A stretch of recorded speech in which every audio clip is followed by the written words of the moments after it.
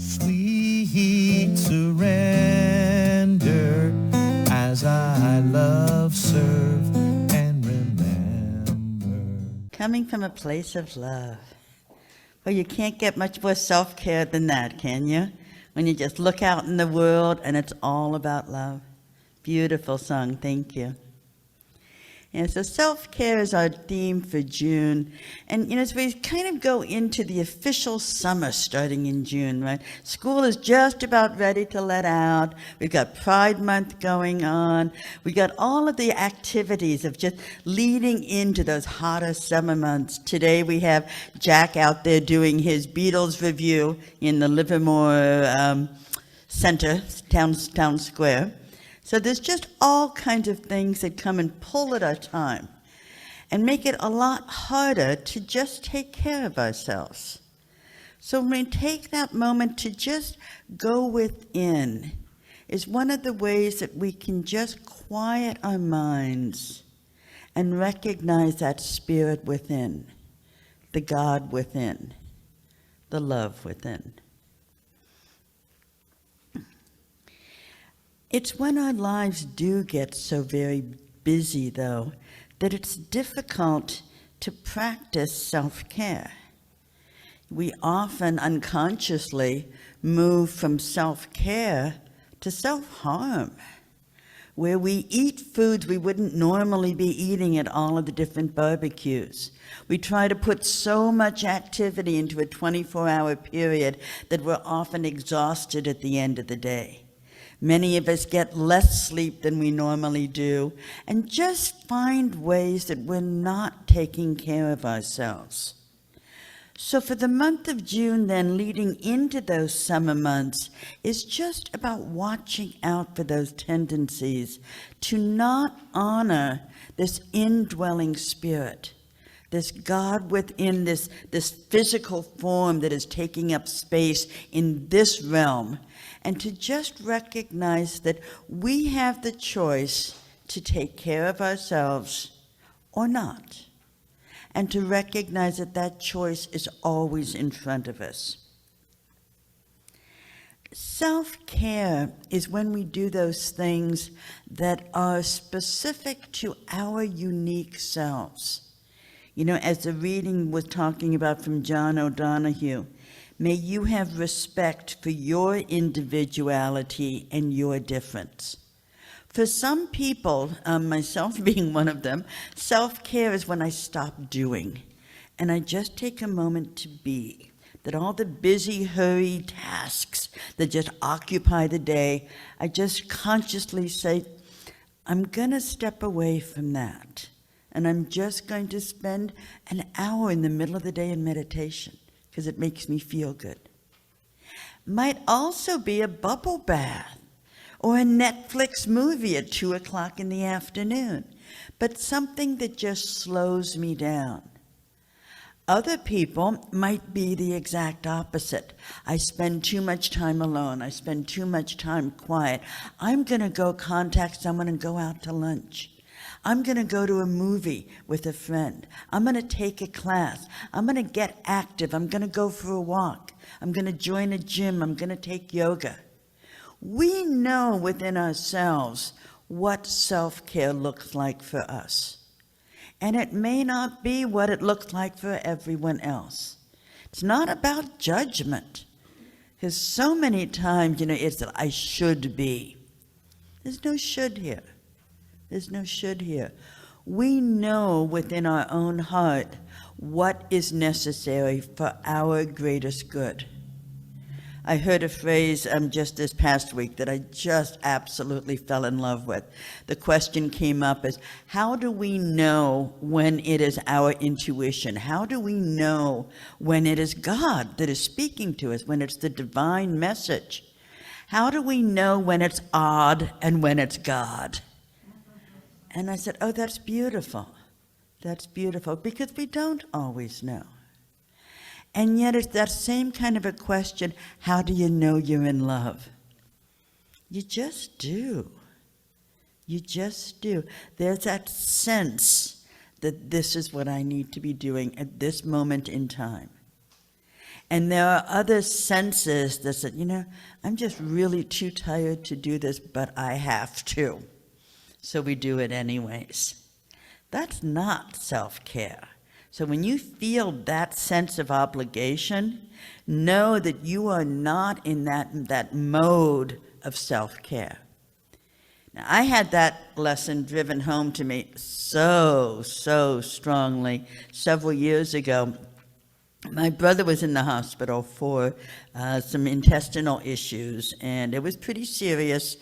The family kind of, all gathered around and, what do we do? And then it was a prolonged hospital stay. I was the only one that would continue to go to the hospital every day, from Milpitas up to Hayward, after work, after church, every single day. And a lot of that was supporting his daughter, who is my goddaughter. But still, it gets old, right? It gets old. I love my brother, but I know full well he would not have done that for me. He would have come on probably a Saturday afternoon, if it wasn't raining, and said, hey, how you doing, Kat? So to do it despite how I'm being treated, doing it because it's what is the right thing to do. It's what a family member does. It was my obligation. And yet, was it bringing me joy? And it wasn't. It wasn't. I was resenting it, very honestly. I was resenting it. And being one of those perpetual people pleasers, I've moderated it significantly as I got deeper into my spiritual beliefs. But the people-pleasing attitude has only got two ways of looking at life. I say no and feel guilty as all get out because I should be doing this and they're not going to like it and I'm going to be judged. Or I say yes to make them happy, whoever them happens to be, and then I resent it. And I was in this, I said yes, and I resented it. Now, on this one particular weekend, and I think about easily, a week and a half, my brother had been hospitalized. I attended a workshop after church services when I was going to the Redwood City Center. Now, since I was the president of the board, I left my house 8 o'clock on a Sunday morning, did the full church service, set up for the workshop, attended the workshop, closed down the workshop, and my plan was to then drive to Hayward from Redwood City and go and visit my brother in the hospital. The workshop was put on by Dr. Patrick Harbala, Do What Brings You Joy. And the whole workshop made that point of stopping and looking and consciously making the decision, will I do this because it brings me joy? Now, that's not to say that on things that we do in our lives that may not necessarily bring us joy in that particular activity. I have a dog and I have to clean up poop. I don't have a dog because that's what I love about having a dog, but it comes with the package. Same with the kitty litter. We have a cat as well. So we just know that that's part of the joy of having pets. So when I'm taking this workshop and I'm listening to Dr. Patrick go through this whole philosophy of do what brings you joy, I'm thinking of what I'm going to do at the end of the workshop and head over to Hayward and how it doesn't really bring me joy. And as we got deeper into the workshop, I just got this insight. 2x4 to the side of the head. I don't have to. And I'm sitting with that because it was actually, for me, it was kind of a new thought. This is my family. I'm the only one around. Of course, it's on me to go to the hospital. And at the end of the workshop, I said, no, I'm going to go home. You know what? The world, as I know it, did not come crashing down around my shoulders. My niece totally understood that I needed to take a day off. My sister, who lives in Ukiah, happened to be down in the Bay Area that particular weekend. She went and visited him. He was in and out of consciousness, did not even know who was visiting, who was not. I was the one that put all of this stuff on my shoulders thinking I had to do it because it was my job, it was my obligation, it was my role in the family. But it was not bringing me joy. I was not taking care of myself. And we need to take care of ourselves first in order to be able to put it out into the world. Like on airlines when they talk about the oxygen mask, cover your own face first before you support the children and cover their face. We need to breathe. Self-care is that breath, that whole breath of life. And without it, we are not able to be our fully present selves in the world. So the term self-care, interesting little history on that one. Anybody know when we started using the word self-care? It's the 1950s. It was actually the medical community that started looking at that entire connection rather than just prescribing drugs or surgery. They said, we've got to engage the patients in caring for themselves. And so self-care became the word that was used in the medical community. Then in the 60s, of all organizations, the Black Panthers brought it into our home. They brought in the sense of community, the sense of taking care of yourself and your own, and made self-care one of those words of the Black Panther community to just represent how we are all in this together. And then, of course, it's just gone on to become now part of the whole wellness revolution. And self-care is absolutely one of the buzzwords that is going on in so many avenues. There was a university study done, I believe it was University in Kentucky, that identified 7 elements of self-care: mental, emotional, physical, environmental, spiritual, recreational, and social. Let me go through those just a little bit slower for you. So the mental is actually our thinking process. This is where we have our own self-critic sometimes. That little voice that says, oh no, you can't do that. Quiet that voice. Do mental self-care by building yourself up, making affirmations, knowing that there's a God within you that can do anything. That's your mental self-care. Emotional is when we bring our feelings into it, our heart into it. We speak with the I statements, not you made me mad, I feel hurt. And we take care of this tender, precious heart by totally owning our own emotions. Then there's this physical part. Are we healthy? Are we moving enough? Are we resting enough? Are we getting annual physicals? Are we eating the right foods? Are we looking at this temple? This beautiful, beautiful physical body houses our soul. Right? Who doesn't want it to be in the absolute best condition? Would you go into a sacred place and splash paint up on the walls? Of course not. So self-care with the physical is taking care of this housing of the spirit. The environmental self-care is not only our planet and the environmental areas we look at with that word, but what is our physical space? Are we in a place that is nurturing us? Or are we in a closed-up office that is messy and disorganized? The mind likes order. The more we can bring order into our environment, be it a physical built environment or even out in nature, just walking along a beautiful path and just a meditative walk. So look at that environmental self-care. Spiritual is what we do here. We find that higher meaning. We actively engage in prayer, in meditation, in the spiritual practices that let us recognize this God within that is coming out into the world that we live in and bringing that love into this world.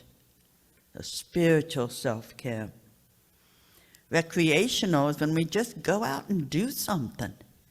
John and I went to a photographic exhibit of the Sistine Chapel in San Jose last week.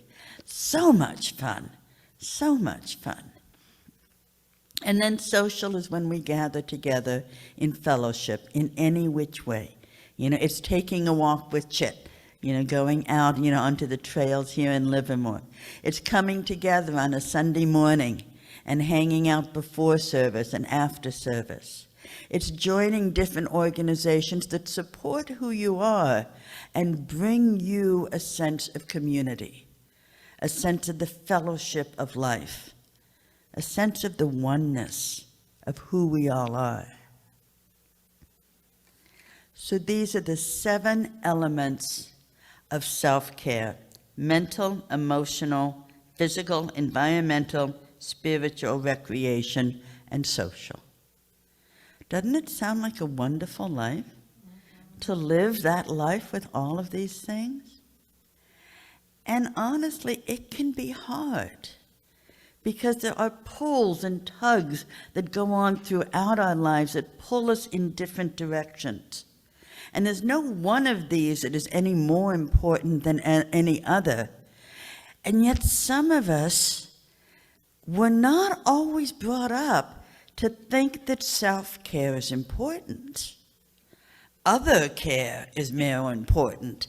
Self-care is secondary. My mother was that way. She was born in 1923, product of the Depression. And at that point in time, women especially, it was brought up to them that their job was to take care of what goes on outside. Take care of their family, not themselves. Make sure the children have food, even if you don't eat. The whole lifestyle of women at that age was to take care of others.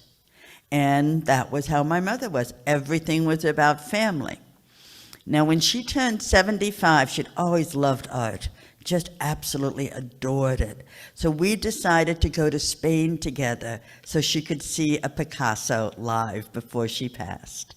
So as we're getting ready for this trip, there was at one point where she just kind of longingly said, Kath, all my life, I've wanted a set of red luggage. I guess it's just not going to happen, because that's what, again, that era did. And I thought about it. I said, okay, she's just definitely given me an obvious clue to what to get her for her birthday, right? I mean, no missing that one. But I thought about it.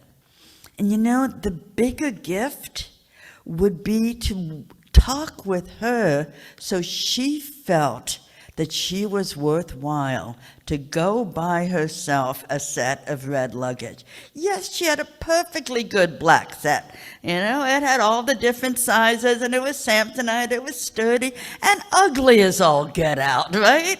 She wanted red luggage, and she went out and got it.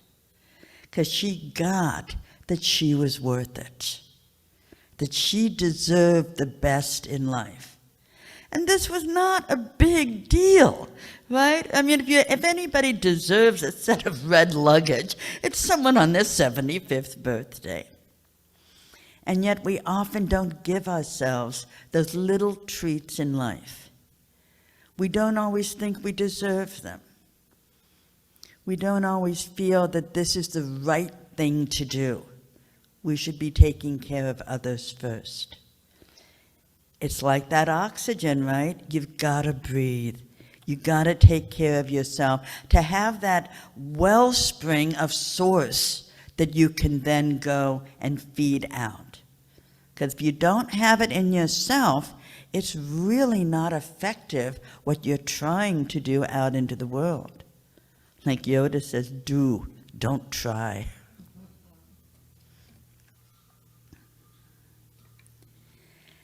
So when we look at this whole concept of self-care, It's taking care of ourselves in a way that honors this magnificence of who we are. For when we honor this element of magnificence in our lives, with the whole concept of the oneness of life, we are honoring the magnificence in everyone. So self-care is not selfish. Self-care is how we put love out into the world.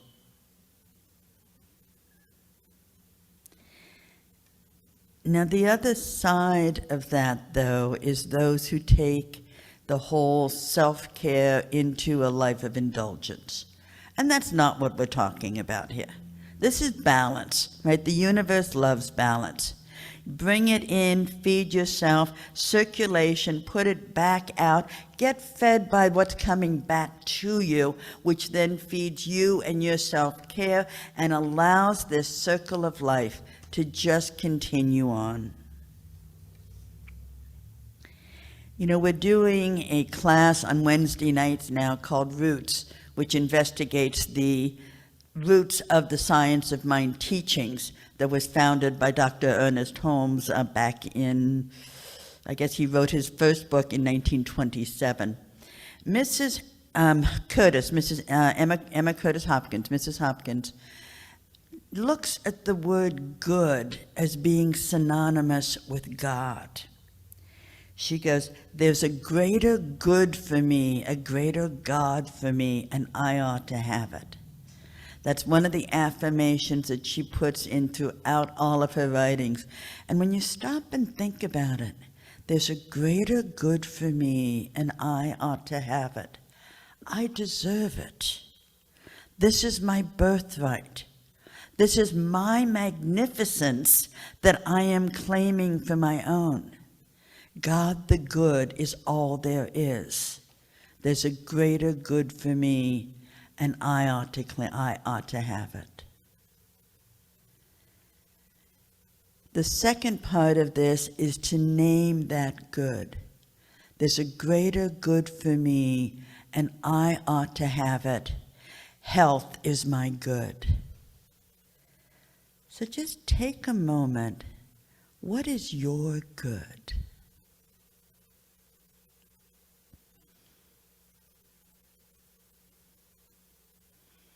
And say it with me. There's a greater good for me, and I ought to have it. My good is my...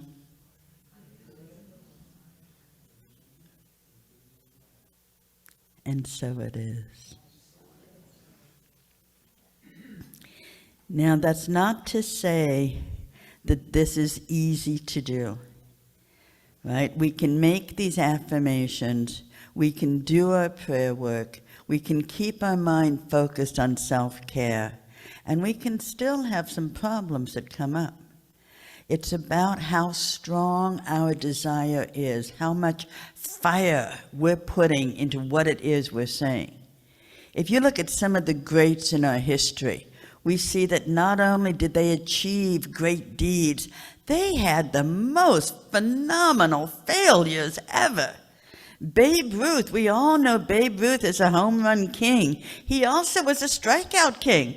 He had more strikeouts than anybody else. But he kept at it and had more of those home runs too. Walt Disney was turned down for financing for Disneyland 400 times. I don't know about y'all, but if I'm turned down a couple times, I'm stopping. It's like, nobody believes this. I guess it's just not for me, not Disney. And look at Disney today, right? Our kids wouldn't be the same without growing up with all these wonderful, wonderful, positive, life-affirming messages from the Disney studios. Abe Lincoln, even, as our president, he lost eight elections, 2 of them presidential. He went through the candidacy for president 3 times before he was elected. These are people who took their self-care into their vision and just kept going. It's what they needed themselves to just live on this planet at the times that they did. Taking care of themselves, taking care of their vision, taking care of their indwelling Christ consciousness, their own magnificence. In the words of Rumi, stop acting small. You are the universe in ecstatic motion.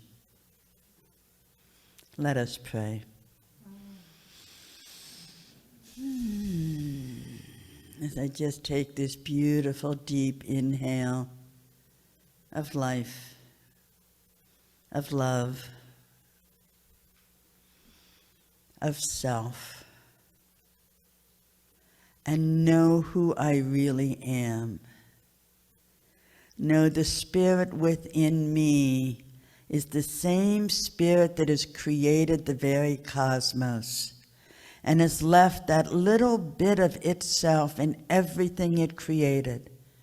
I am the co-creator of my world, as each and every one of you is the co-creator of your world.